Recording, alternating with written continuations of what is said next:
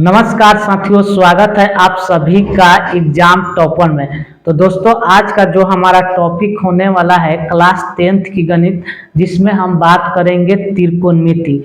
Chapter त्रिकोणमिति जो है 8 में है। तो दोस्तों चलिए स्टार्ट करते हैं। दोस्तों, सबसे पहला काम होता है कि हम समझेंगे कि आखिर त्रिकोणमिति कहते किसको हैं। तो त्रिकोणमिति का अर्थ होता है जिसका त्रि का अर्थ होता है तीन, कोण मतलब तीन कोण मिति यानी तीन कोणों का माप है। तो सबसे इसका अगर त्रिकोणमिति आखिर कहते किसको हैं, तो त्रिकोणमिति के अंदर किसी समकोण त्रिभुज के उनके भुजाओं का अनुपात एवं कोण के बारे में अध्ययन किया जाता है। तो सबसे पहले इसमें जितना भी हमको त्रिभुज का अध्ययन करना होगा तो उसमें हमको समकोण त्रिभुज होगा। तो सबसे पहले हम देखेंगे कि समकोण त्रिभुज आखिर कहते किसे हैं। तो दोस्तों, समकोण त्रिभुज जो होता है, समकोण त्रिभुज, तो समकोण त्रिभुज हमारा वैसा त्रिभुज है जिसमें किसी एक कोण का माप जो होता है 90 डिग्री के बराबर होता है, उसे समकोण त्रिभुज कहते हैं। किसी भी त्रिभुज में अगर उसका एक कोण का मान 90 डिग्री है तो उसे हम समकोण त्रिभुज कहते हैं। तो लिखेंगे यहाँ समकोण त्रिभुज में वैसा त्रिभुज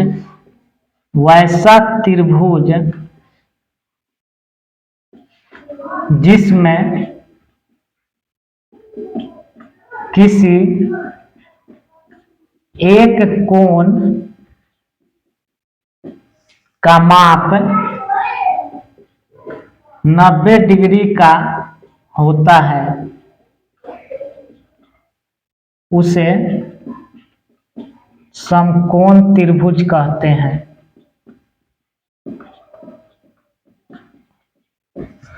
तो दोस्तों, समकोण त्रिभुज हमारा क्या होता है कि किसी भी त्रिभुज में अगर एक कोण का मान 90 डिग्री का होता है तो उसे हम समकोण त्रिभुज कहते हैं। तो दोस्तों, हमारा चित्र इस तरह से होता है। सबसे पहला त्रिभुज बनाने के लिए हमको एक सीधा रेखा खींच लेना है और इसमें इस तरह से मिला देना है। अगर यहाँ पर इस तरह से बना देंगे तो ये हमारा 90 डिग्री वाला हो गया, यानी कि इस कोण का वैल्यू 90 डिग्री हो गया और यह हमारा एक समकोण त्रिभुज हो गया। अब इसमें हम नाम दे देते हैं ए बी सी। तो यहाँ पर हमारा बी जो है समकोण त्रिभुज है। अब इसमें एक बात आता है, कर्ण, लंब और आधार। अगर इन तीनों को कर्ण, लंब, आधार, तो हमारा जो 8.1 चैप्टर में है, इसमें अगर हम कर्ण, लंब और आधार समझ लेंगे तो हमारा इस चैप्टर में बहुत ही आसान हो जाएगा और यही तीनों पर ये चैप्टर आपका पूरा निर्भर है। तो दोस्तों, कर्ण आखिर कहते किसको हैं, तो किसी भी समकोण त्रिभुज में जो सबसे बड़ा भुजा होता है उसे कर्ण कहा जाता है। किसी भी समकोण त्रिभुज में जो सबसे बड़ा भुजा होता है उसे हम कर्ण कहते हैं। इसको पहचानने के लिए आखिर क्या तरीका है, तो हमारे पास एक 90 डिग्री दिया हुआ है और 90 डिग्री जो होता है समकोण त्रिभुज में सबसे बड़ा कोण 90 डिग्री होता है। इस 90 डिग्री के सामने का भुजा को कर्ण कहते हैं। कोई भी हमारा त्रिभुज हो, लेकिन जहां पर 90 डिग्री बनेगा उसके सामने वाला भुजा हमारा कर्ण हो जाएगा। जैसे कि हमारे पास यह 90 डिग्री है, इसके सामने वाला भुजा हमारा ये कर्ण हो जाएगा। इसको हाइपोटेनियस बोलते हैं, हाइपोटेनस बोलते हैं। अब दोस्तों, अगर हमारा ऐसा चित्र अगर रह जाए, इसका वैल्यू 90 डिग्री हो जाए, तो हमने बोला कि किसी भी त्रिभुज में हमारा जो यहाँ अगर 90 डिग्री है तो 90 वाला सामने का जो भुजा होगा उसको कहते हैं कर्ण। तो यहाँ पर दोस्तों हमारा कर्ण ये वाला हो जाएगा। तो सबसे पहले तो हमको कर्ण पहचानना होगा। कर्ण आखिर कहते किसे हैं, तो 90 डिग्री के जो सामने का भुजा होता है उसे हम कर्ण कहते हैं। अब आ गया बात आधार का। तो दोस्तों ध्यान रखना है कि अगर हम यहाँ पर थीटा दे देंगे, कोण हम इसको थीटा मान लेंगे, तो देखो थीटा के जो सामने वाला भुजा होता है उसको लंब बोलते हैं, तो ये हमारा लंब हो जाएगा। और बाकी जो थीटा के जो इस भुजा यहाँ पर चिपका हुआ है इसको बोलते हैं आधार। दोस्तों एक बात हमेशा ध्यान रखना कि लंब और आधार जो होता है हमारा चेंज हो जाता है, मतलब कि बदल जाता है, लेकिन कर्ण का मान जो है हमारा कभी नहीं बदलता है। फिर से ध्यान देना है कि अगर हमारा ये थीटा है और थीटा के सामने वाला भुजा को हम लंब बोलते हैं, तो यहाँ पर थीटा हमने इसको माना, सी को माना, और सी के जो सामने का भुजा है हमारा लंब ये हो जाएगा, ए भी हमारा लंब होगा। सी के देखो थीटा, तो थीटा के सामने वाला जो भुजा होता है हमारा लंब होता है, और ये हमारा जो बचेगा ये आधार हो जाएगा। और 90 डिग्री के जो सामने का भुजा होता है उसको हम कर्ण कहते हैं। तो हमने बोला कि लंब और आधार जो होता है हमारा चेंज होता है, तो एक चित्र और बनेगा। तो एक चित्र में हम देखेंगे, एक चित्र और हम इसमें देखेंगे कि हमारा इस तरह से चित्र है ए बी सी, हमने इसको 90 डिग्री मान लिया, इसको हमने 90 डिग्री मान लिया। तो 90 डिग्री मान लिए तो हम बोले कि यहाँ पर जो थीटा होगा उसके सामने वाला भुजा हमारा लंब होता है, तो अगर हम थीटा यहाँ पर दे देंगे ये हमारा थीटा हो जाएगा। हमने थीटा को यहाँ से उठा करके यहाँ रख दिया, तो थीटा को जब यहाँ से उठा करके यहाँ कोने पर रख देंगे तो हम थीटा के सामने वाला जो भुजा होगा हमारा क्या हो जाएगा, लंब हो जाएगा। तो यहाँ पर ये थीटा हो गया और इसके सामने का ये जो भुजा है हमारा ये लंब हो गया, और ये जो भुजा है आधार हो गया, और ये वाला जो भुजा है हमारा कर्ण रहेगा। 90 के सामने वाला जो होता है हमारा क्या होता है, कर्ण होता है। तो थीटा है तो थीटा के सामने वाला भुजा को हमने लंब कहते हैं, या थीटा के सामने, यहाँ चित्र में देखो बदल रहा है क्योंकि इसका नाम यहाँ पर लंब था, लेकिन यहाँ पर अब हम देख रहे हैं कि यहाँ पर लंब है। तो इस लंब को जो डिसाइड करता है ये हमारा कोण करता है। जैसे आपसे पूछेगा क्वेश्चन में कि सी के बारे में बताओ, तो सी के बारे में पूछेगा तो सी तो हमारा यहाँ पर है और सी है यहाँ पर, तो सी के सामने ये लंब हो जाएगा और ये वाला आधार होगा, इसके जो सटा हुआ रहेगा, और ये हमारा कर्ण हो जाएगा। हम देख रहे हैं कि यहाँ पर थीटा उठ के यहाँ पर आ गया, तो ये थीटा है, तो थीटा के सामने वाला इस भुजा को हमने लंब कहा, और यहाँ पर जो यहाँ चिपका हुआ है इसको आधार कहें, और 90 डिग्री के सामने हमारा क्या होता है, कर्ण होता है। इसमें 6 अनुपात के बारे में पढ़ते हैं। 6 अनुपात में हम देखेंगे कि क्या क्या होता है, और फॉर्मूला आपको याद करना होगा।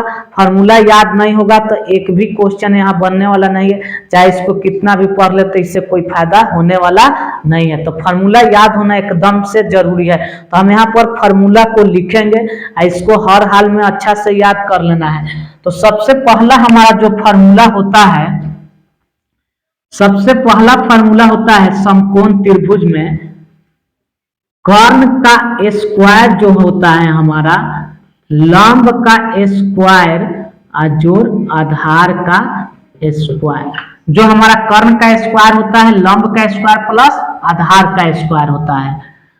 इसको अगर इस स्क्वायर को जब बराबर से उधर करते हैं तो रूट लगता है, तो कर्ण का जो मान होगा हमारा यहाँ पर रूट में लंब का स्क्वायर जोड़ आधार का स्क्वायर, यहाँ पर हमारा कर्ण का फॉर्मूला होगा। अब इस तरह से आगे जब बढ़ेंगे तो इसमें एक और फार्मूला हमको याद करना है।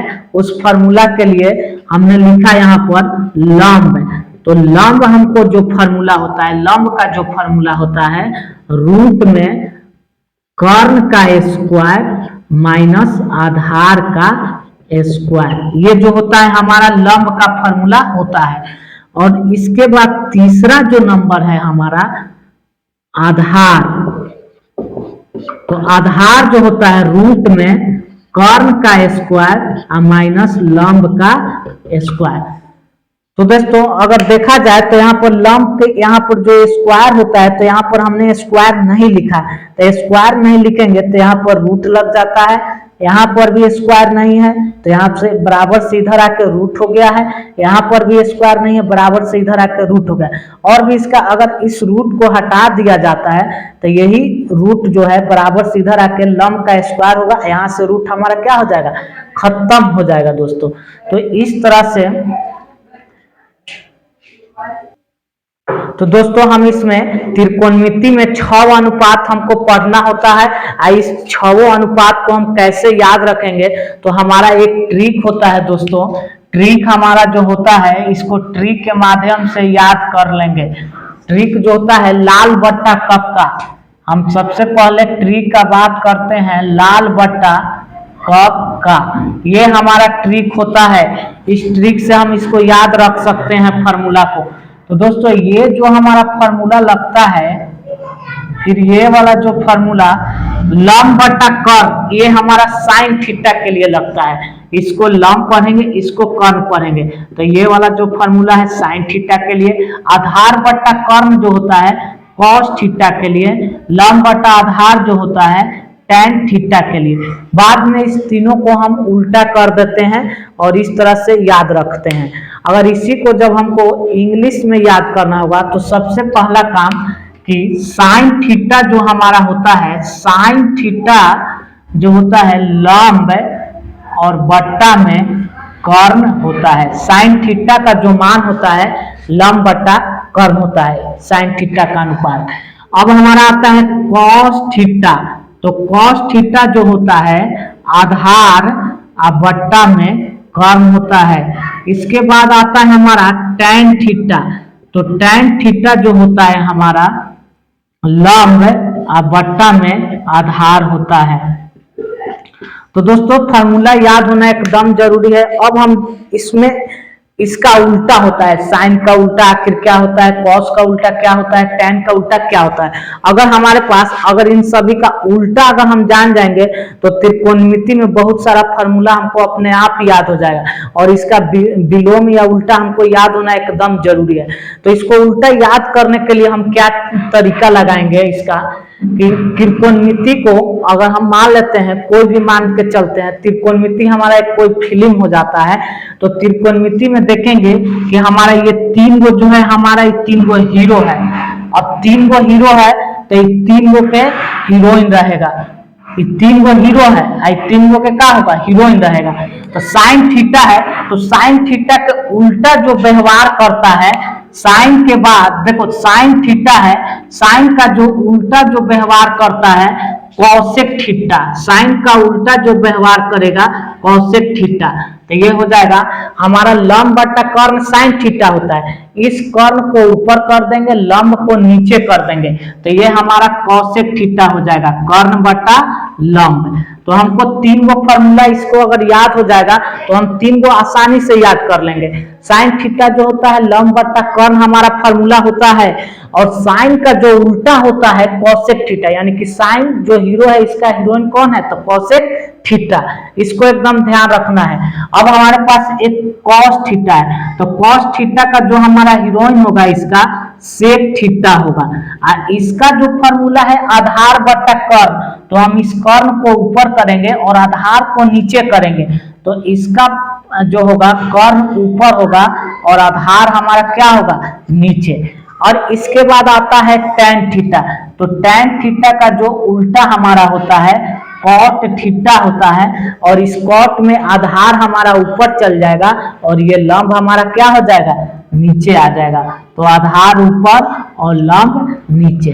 तो मतलब कि 3 गो हमारा उल्टा होता है। टैन का जो उल्टा होगा कॉट होगा, कॉस का जो उल्टा होगा सेक थीटा होगा, साइन थीटा का जो उल्टा होगा कॉसेक थीटा। याद भी करने का सबसे आसान तरीका है, कैसे इसको हम याद रख सकते हैं। तो इसके लिए हम क्या यहाँ पर दिमाग लगाएंगे, याद कैसे रख सकते हैं। तो साइन थीटा जो होता है हमारा त्रिकोणमिति में सबसे बड़ा होता है। तो साइन थीटा के लिए बड़ा है, तो सबसे बड़ा है, तो सबसे बड़ा मीनिंग में कॉसेक थीटा है। तो साइन का जो उल्टा होगा कॉसेक थीटा होगा। और इस प्रकार से देखो यहाँ पर टैन थीटा, तो टैन में टी लगा हुआ है, कॉट थीटा, दोनों में टी और टी मिल गया तो ये दोनों एक जाति को हो गया। तो एक जाति को हो गया तो इन दोनों का विपरीत गुण मिलेगा, ये दोनों एक जाति के हैं। अब इस प्रकार cos थीटा और sec थीटा जो बाकी शेष रह जाएगा इसका हमारा उल्टा ये वाला हो जाएगा। तो ये इन 6 फॉर्मूला को अगर हम अच्छा से याद कर लेते हैं तो आगे चल के हमको एकदम आसानी से याद होगा। तो दोस्तों एक चीज और भी ध्यान रखना है कि लंब जो होता है, लंब इसको परपेंडिकुलर लिखते हैं यानी कि इंग्लिश में। अब जो आधार हमारा होता है, आधार को बेस लिखा जाता है, तो हमने इसको बी लिख दिए। कर्ण जो होता है इसको हाइपोटेनियस यानी एच पढ़ते हैं। तो इस प्रकार से हम इंग्लिश में, तो अगर हमको इंग्लिश में इसको याद करना होगा तो इसके लिए हमने क्या तरीका अपनाया है कि तरीका हमारा है, इसके लिए पाकिस्तान भूखा प्यासा, पाकिस्तान भूखा प्यासा, हिंदुस्तान हरा भरा। तो दोस्तों इंग्लिश में इसको याद करने के लिए साइन थीटा का जो मान होगा, हमने बोला कि P/H यानी कि P को हम लंब बोलते हैं, P को लंब बोलते हैं। तो यहाँ पर देखो साइन थीटा बराबर P को लंब बोलेंगे तब P, और कर्ण के लिए क्या है H है, तब P/H हमारा हो जाएगा साइन थीटा का मान। इसको याद अगर हम इंग्लिश में रखना चाहते हैं तो, अगर हिंदी मीडियम वाला है तो उसके लिए हमारा होगा लाल बट्टा कक्का। अब इसी प्रकार अगर इंग्लिश मीडियम याद करेगा तो इसको बोलेंगे पाकिस्तान भूखा प्यासा, और इसको बोल सकते हैं हिंदुस्तान हरा भरा, या पाकिस्तान भूखा प्यासा हाँ हाँ बेटा। तो इस तरह से हम इसको याद रख सकते हैं, और इन तीन को अगर याद रख सकते हैं तो ये हमारा 6 फार्मूला अपने आप याद हो जाएगा। तो कम से कम हमको 3 फार्मूला एकदम याद होना चाहिए। तो इसके बाद अगर नोट करना है तो कर लीजिए। इसके बाद हम अगला टॉपिक में चैप्टर को स्टार्ट करेंगे 1 नंबर से 8.1 देखेंगे इसमें क्या है।